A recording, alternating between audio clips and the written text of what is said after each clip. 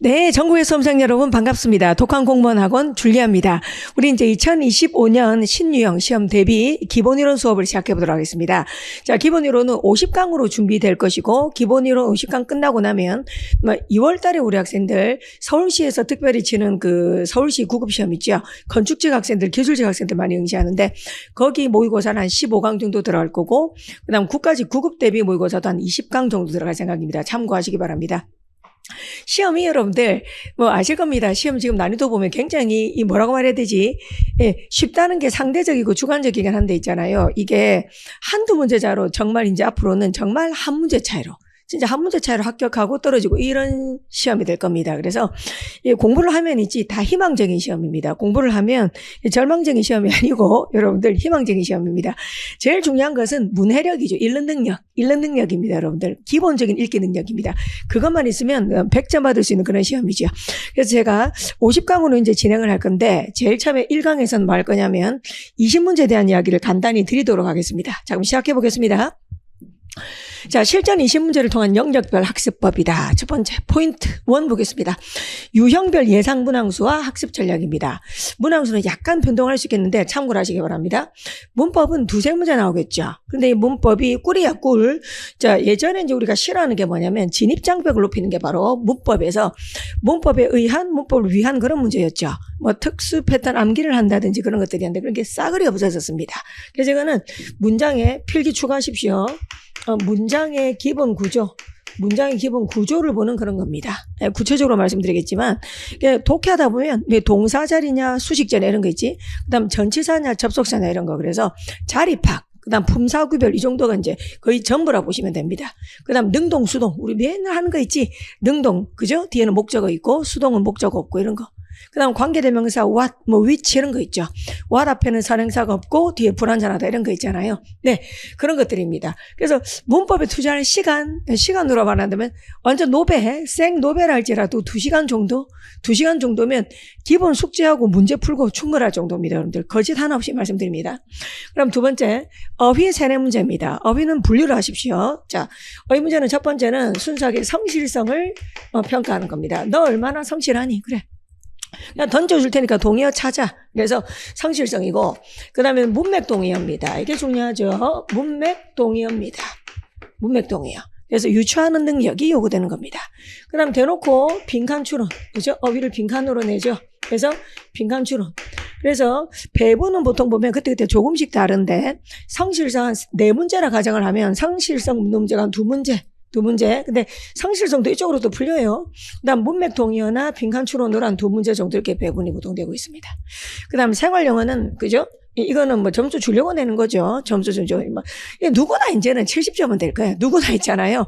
저 속된 말로 어중이 떠중이 그래도 있잖아. 공부 좀 하고 이러면은 60점, 70점 이렇게 될 겁니다. 그 점수를 믿으시면 안 돼요. 그 점수는 누구나 갖고 있는 점수입니다.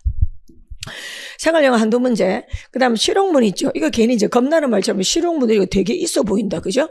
여러분들, 이게 이제 우리가 신유형이라고 하면서 신유형에서 들어온 것, 이제 이게 바로 실용문인데, 이 실용문이 뭐냐면 우리 수능 있지, 수능 시험에서 이 9등급까지 있잖아. 애들 9등급까지 있는데, 이 7등급, 6등급 이런 애들도 맞추는 문제가 여러분들 글의 목적이잖아요. 글의 목적. 맞습니까? 이 글의 목적으로 알맞은 것은 그런 거 있잖아. 그래서 이 실용문은 그 생활영어하고 비슷한 수준입니다. 비슷한 수준입니다. 근데 다만 거기에 일부 어휘들이 토익 어떤 기본 어휘가 등장하는 게 좀 있어요. 근데 이 단어를 모르면 약간 부담이 될 수 있으니까 이 단어를 외워주시면 되는 거죠. 자, 우리가 기본반 수업하면서 다 외우게 될 거고, 제 다음 카페 모든 수업영어의 줄리아, 거기 카페 들어가면 토익 기본 어휘를 한 400개 정도 올렸습니다. 그래서 우리 학생들이 그것만 확실히 외우시면 문제가 없을 겁니다. 그러니까 실용문이다 보니까 뭐가 좋은 거냐면, 실용문이니까 한 문장 정도가 근거 문장인 거죠. 한 문장, 한두 문장 정도가 근거 문장이고, 추상성이 없지. 실용문이가 사실적인 거니까 의역을 해야 되고 그런 게 없습니다. 사실적인 글입니다. 그 다음 실용문이니까 여러분들 정직합니다. 그냥 매끄럽게 그냥 독해 그냥 번역 자체를 그냥 번역이지. 우리말로 단순하게 옮기는 그런 번역만으로도 충분히 답을 찾을 수 있습니다. 그래서 그러면 이 신유형은 두 군데서 드러나는데요. 첫 번째는 실용문에서 드러나고 그다음에 독해에서 드러납니다. 여러분들 이제 독해 한번 가볼게요. 독해는 기존에 내던 방식 일단 그대로입니다. 자, 뭐 나옵니까? 주제, 제목, 요지, 주장 그죠? 자, 주제, 제목, 요지, 주장 흐름 어색까지는 한 두 문제 정도로 예상이 되고 이 주제, 제목은 결국 뭐 하는 거지? 한 문단 있지? 한 문단, 한 단락 있지? 한 단락. 이 한 단락에 있는 내용을 한 줄로 줄이는 거지. 그래서 결국은 이건 통합 사고력의 측정 항목입니다. 그래서 이쪽은 통합 사고력의 측정 항목이에요. 말인지 거창해서 뭔가 와닿지가 않지요. 그럼 뭐냐면 요약할 수 있으면 돼. 자, 습관이 되게 하세요. 내가 제일 강조하는 게 이거죠. 제가 영어 강의하면서 제일 강조한 게 이거죠. 요약을 즐기세요. 요약을. 그대로 퍼진 죽으로 내버려 두지 말고 문장 보면 요약을 하는 겁니다. 요약을. 그 다음 또 요구되는 게 뭐냐면 플러스 선지 분석력 1, 2, 3, 4, 5 선지 분석을 하는 거 그죠? 예를 들어 보면 선지 분석력 별거 아닙니다. 여러분들 별거 아닙니다. 네, 누구나 할 수 있어요. 내가 한글로 적어볼게. 만약에 우리말로 뭐뭐의 기원이란 말이 있어. 기원. 그 다음 뭐뭐의 이점 이런 말이 있어. 이점. 플러스보다는 vs 비유가 낫겠네. 예. 그 다음 뭐뭐의 어떤 한계라는 말이 있어. 한계.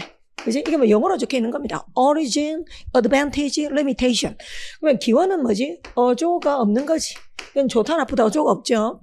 근데 이점은 당연히 어조가 플러스죠. 그 다음 한계는 어조가 마이너스죠. 이렇게 본문의 어조랑 그 다음 선지 어조를 비교해서 풀 수 있는 문제 되게 많고요. 그 다음에 키워드 찾는 거 그죠? 이 글은 무엇에 대해서 말하고 있는가 그 키워드 그죠? 이 키워드 찾는 거 그런 걸 통해서 선지 분석을 하는 겁니다. 그 다음 1부는 선지 분석력은 하나 더 들어가는데 하나 더는 뭐냐면 글쓰기 방식이죠. 글쓰기 방식 이게 또 무슨 말이냐면 자 만약에 와 그죠 여러분들 뭐 약간 뭐 다른 이야기지만 저 어제 뭐 닭살 지금 제가 오늘 촬영한 날짜가 10월 지금 11일인데 와 어제 닭살 돋았어요. 우리나라 와 정말 여러분들 저 얼굴에 닭살 올라오네. 야, 노벨 와 문학상 야 정말 와 이 참 그죠? 에? 우리나라에서 이 노벨 문학상 야 제가 영어 수업할 때 영어 고전 정말 많이 읽히고 한데 와, 이 정말 우리나라에서 노벨 문학상이, 와, 정말, 예, 지금도 막 얼굴에 막 닭살 올라옵니다. 그죠? 자, 그러면 보세요. 뭐 만약에 이런 글이 있어. 이러해서 맞습니까, 여러분들? 네. 자, 한강씨 이분은 노벨 문학상을 받게 되었다. 자, 그러면 이분이 어떻게 해서 노벨 문학상을 받게 되었는지 그 과정을 보여주고 있잖아, 과정. 자, 그럼 아마 이 글은 시간 절차순 전개로 적혀 있을 거예요. 다시 시간 절차순 전개. 자, 그런데 만약에 이런 선지가 있는 거지. 한국의 노벨 문학상 대 일본의 노벨 문학상. 그럼 답이 될 수 없는 겁니다. 왜? 지문에서는 시간 절차순으로 이해를 하자. 시간 절차순 어떤 방식으로 글을 썼는데 근데 선지에서는 한국의 노벨 문학상 그다음에 그죠? 뭐 일본 출신 뭐 노벨 문학상만 이런 말이 있다 치자. 그러면은 선지에서는 비교 대조가 되고 있잖아. 그러면 전혀 이것하고 안 맞잖아요, 여러분들. 그런 걸 난리라는 겁니다. 여러분 꼭 기억하시기 바랍니다. 자, 한 번 더 정리해보자. 선지 분석력이 뭐다? 첫 번째, 어조를 가지고 분석하라. 어조. 그럼 두 번째, 이 글은 무엇에 대해서 말하는가? 이 글의 키워드를 가지고 선지를 분석하라. 그 다음, 글쓰기 방식, 단락, 전개 방식을 보고 분석하라. 그러면, 예, 풀만한 문제가 너무 많아요.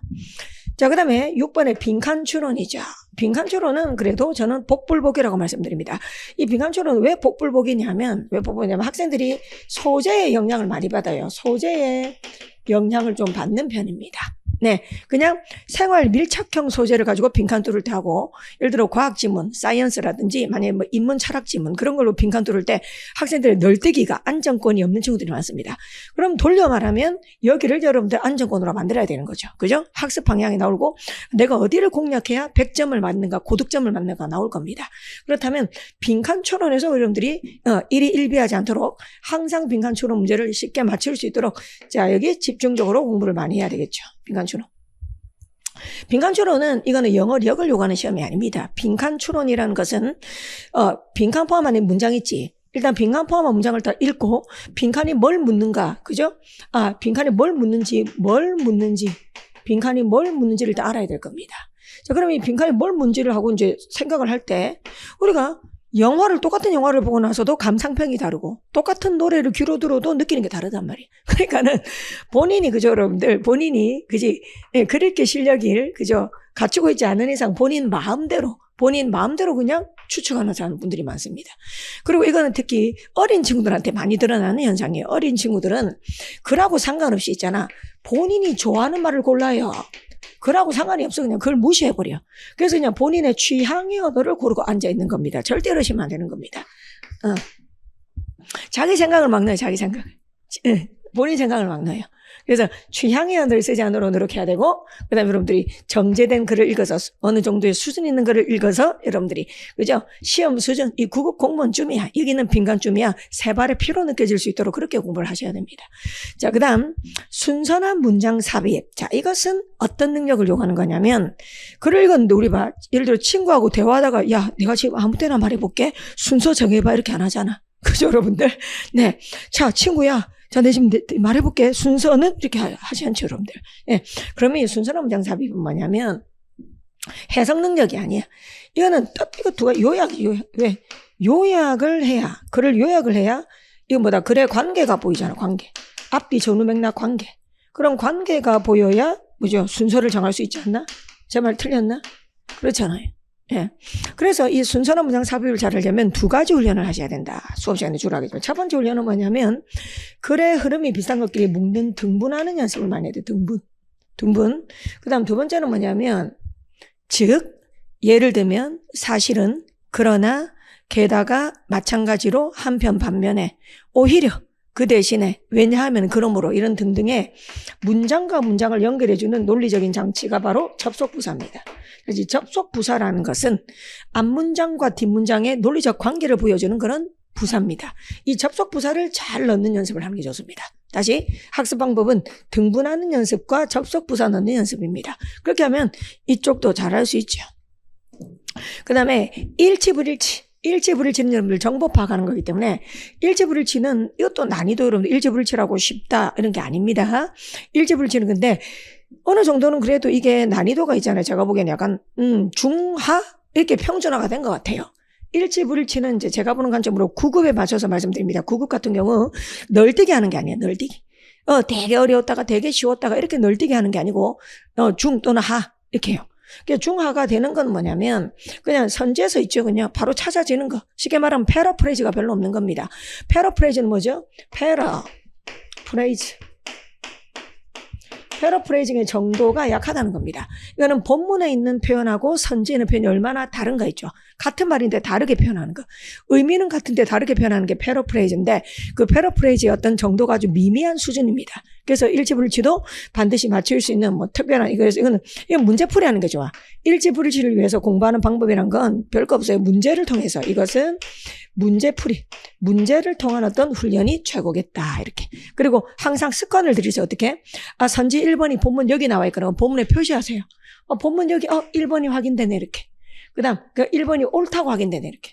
그다음 여기 문장쯤에 2번이 예를 들어 틀렸다고 확인되네 이렇게. 그래서 직접 지문에 표시하는 습관을 가지시면 됩니다. 이렇게요. 자, 이렇게 구성이 되어 있습니다. 네. 그래서 20문제는 뭐 우리 학생들이 기존에 시험지 이제 뭐 풀어보신 분들, 초시생분들 시험지 구경 한번 해보세요. 자, 이렇게 구성되어 있고, 그 다음 우리 시험을 여러 번 쳐본 분들은 아마 20문제 유형 정도는 그래도 기억하고 있을 겁니다. 그러면 신유형은 어디 있냐면, 독해 어딘가에 하나 또 더 있어요. 독해 어딘가에. 독해에서 약간 논리적으로 푸는 문제들 있잖아요. 독해에서 신유형 쪽이 한두 개 정도 더 있습니다. 여러분들. 자, 그다음 포인트 2. 신유형 문제 출제 의도라고 제가 적었습니다. 자, 그러면 실용문이나 도표, 실용문이 들어오고, 그 다음에 또 독해에서 한두 문제 정도가 신유형이다 그랬을 때, 이 이런 신유형을 왜 내는가? 첫 번째는, 자, 문법을 위한 문제를 배제를 했지요. 그래서 그냥 단순하게, 문장 구조를 보는 그런 문법이 아닌, 문법을 달달 외워서 풀어야 되는 그걸 없애버렸습니다. 그 부담을 줄이고, 그래서 이거지 뭐, 그냥 점수를 주려는 의도가 90%입니다. 그냥 학생들에게 점수를 주겠다, 어느 정도. 그래서 90%입니다. 그 다음에 두 번째는 독해 한 문제 정도는 신유형에서 또 어려울 수 있어요. 그래서 새로운 형태의 변별력의 의도도 한 10% 있다. 이렇게 저는 줄여보겠습니다. 포인트 3입니다. 점수대별 학습 전략입니다. 근데 이 학습 전략을 말할 때 제가 조금 우려되는 게 뭐냐면 사실 어느 정도 점수를 얻은 분들은 딱 이 학습 전략대로 100% 한 건 아닙니다. 사람마다 어떤 영어 지식이든 뭐든 지식이 축적되기까지는 사실 사람들마다 다양한 방법을 써왔습니다. 근데 우리는 가르치는 입장이 되고 학생들이 질문을 하니까, 그죠? 고민을 하는 거죠. 그러면 거기 보편성이 없을까? 저마다 공부법이 다 다르다고 하지만 그래도 학생들이 알려달라고 하니 책임감을 가지고 저는 또 알려줄 의무가 있으니 그러면 대체로 이렇더라 하는 그런 선에서 말씀드리는 거기 때문에 절대적인 건 아닌 걸 참고하십시오.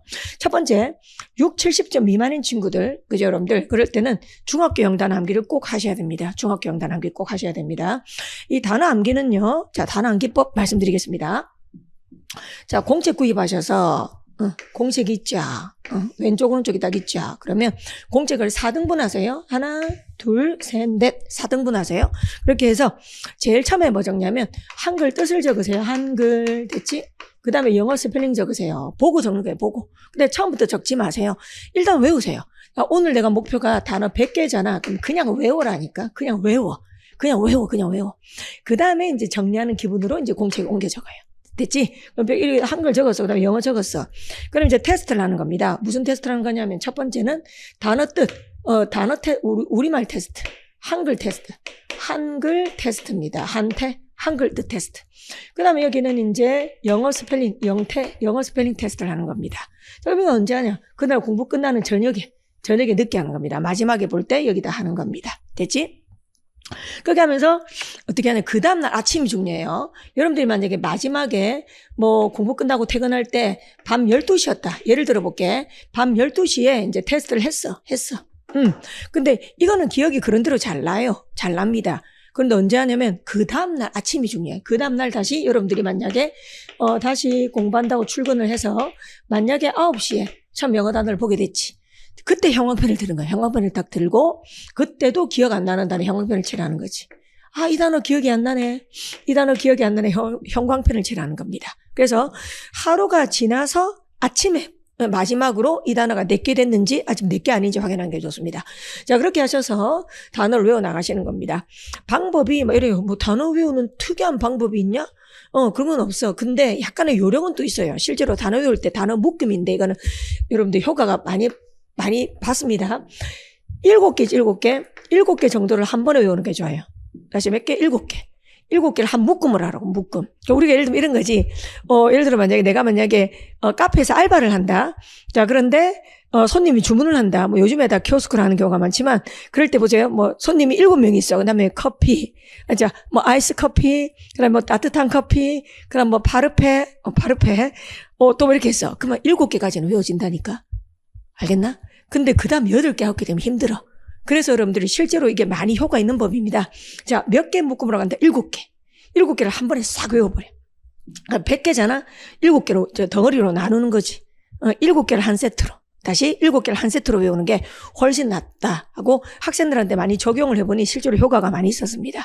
그래서 단어를 외우시기 바랍니다. 되겠지? 자, 중학교 영단 암기 한다. 자, 제 다음 카페 수업명엔 줄리아. 여기 들어가면 중학교 단어 다 올려놓은 상태입니다. 그 다음, 자, 뭘 해야 되냐면 해석 중심의 문법 및 구문 노트 만들기. 이게 무슨 말이냐면 여기서 초집중해 주세요. 자, 지금 만약에 what이 있어. 근데 이걸 좀 문법 문제를 풀 때는 어떻게 해야 되냐면 이렇게 해야 돼. 자, what 앞에는 첫 번째 수식받는 명사인 선행사가 없어야 된다. 그 다음 두 번째 what 뒤에는 주어가 빠져있는 또는 목적어가 빠져있는, 주어나 목적어 중에 하나가 빠져있으니까 우리가 불완전한 문장이라고 하는데 불완전한 문장에 와야 된다. 자, 이거는 있잖아. 문법 문제를 풀기 위한 학습법이야. 필기법이야. 그런데 여러분들 해석하고 상관이 없잖아.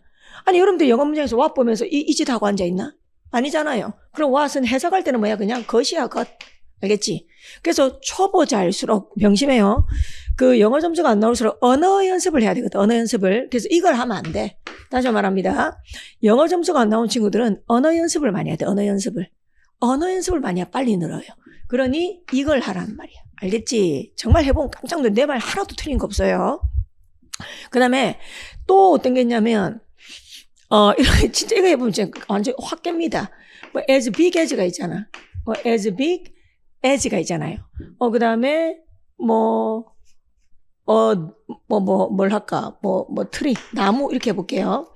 자, 그러면, 자, 영어 못하는 친구들은 뭐라고 하냐면요. 원급이라고 하겠어, 원급.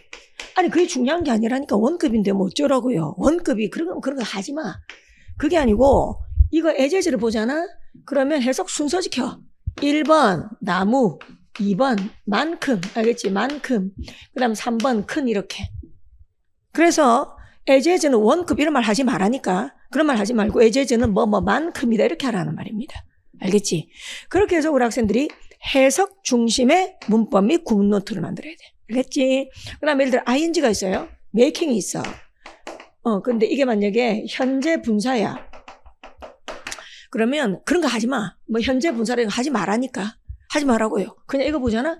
해석 만드는 알겠지? 첫 번째 해석법 만드는. 그 다음 두 번째 해석법은 뭐 만들면서 뭐 이런 거 있지. 만들면서 이런 거 있지.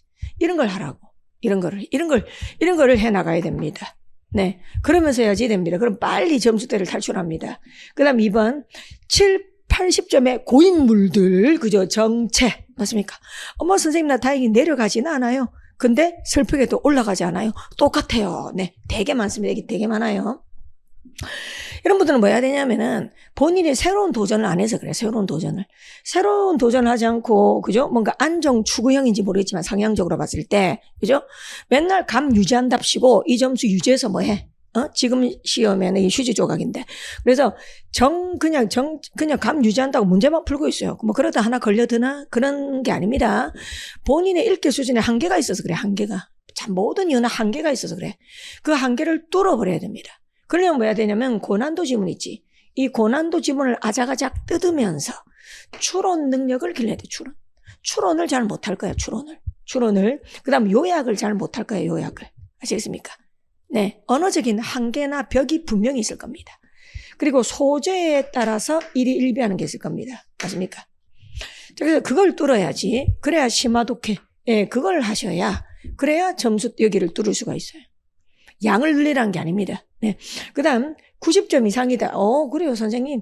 저는 어느 학원에서 모의고사를 쳐도, 알겠지? 어떤 선생님 책을 보아도 그냥 모의고사 90점 이상 나와요. 이런 분은 정말 맞습니다. 여러분들은 그냥 모의고사를 통한 감각 유지하세요. 네, 그러시면 됩니다. 네, 90점 이상이라면. 그러면 충분히, 그죠? 감각 유지를 하면 된다. 이렇게 생각을 합니다, 여러분들. 자, 이렇게 해서 점수대별 학습법 간단하게 말씀드려봤습니다.